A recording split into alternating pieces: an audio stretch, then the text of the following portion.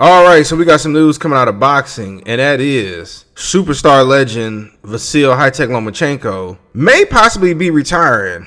And I'm going to read key points from the article from Ring Magazine. And shout out to Ring Magazine, man. I've seen ever since Turkey bought them, they've kind of revived their website.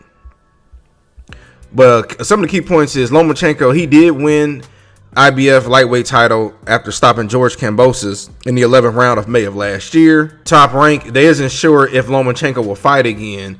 They said he hasn't made a decision. Now, Lomachenko's still 135 pounds. He hasn't, I mean, he lost to Teofimo Lopez.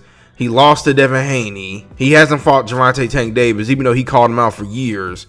But he's kind of like in his limbo situation.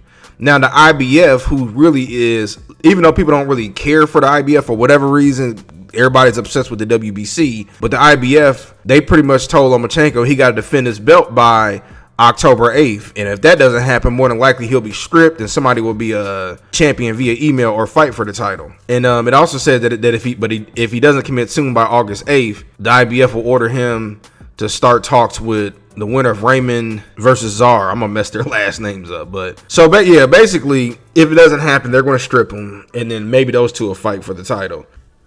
Now, Lomachenko, he was in talks to fight Gervonta Tank Davis back in November 2024, but decided to take a step back, not because of Tank, but because he wanted a break. His future is completely up in the air. Honestly, I don't think Lomachenko is going to come back and fight. And I'm going to tell you why. I don't think he can really beat those guys anymore. He might be able to beat Gervonta Tank Davis, but Shakur Stevenson's down there. Keyshawn Davis is down there. And when he's been up against, I mean, he did beat Rigondeaux, even though Rigondeaux was smaller than him. But when this came up to, it's an even matchup, it's 50-50, Lomachenko's came up short, and he has a thorough amateur background, won multiple gold medals in the Olympics, and he might only lost one or two fights in his amateur career, but the professional rankings are different. And I remember when T.O. was like, I'm gonna beat him, and he beat him during the pandemic, and then Devin Haney, which a lot of people feel like Lomachenko won, but if you watch the fight with the sound off, and I really wish people would start doing it,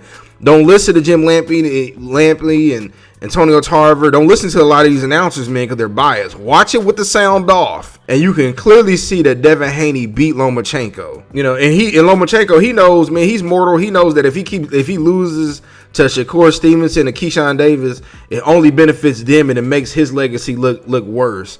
I remember when Bob Arum said that he's the best fighter he's seen since Muhammad Ali, which is complete cap. But overall, like I said, I just don't think he's going to come back. You know, I think he's going to. I mean, what? He didn't won multiple belts. He was the WBC franchise champion, whatever that meant.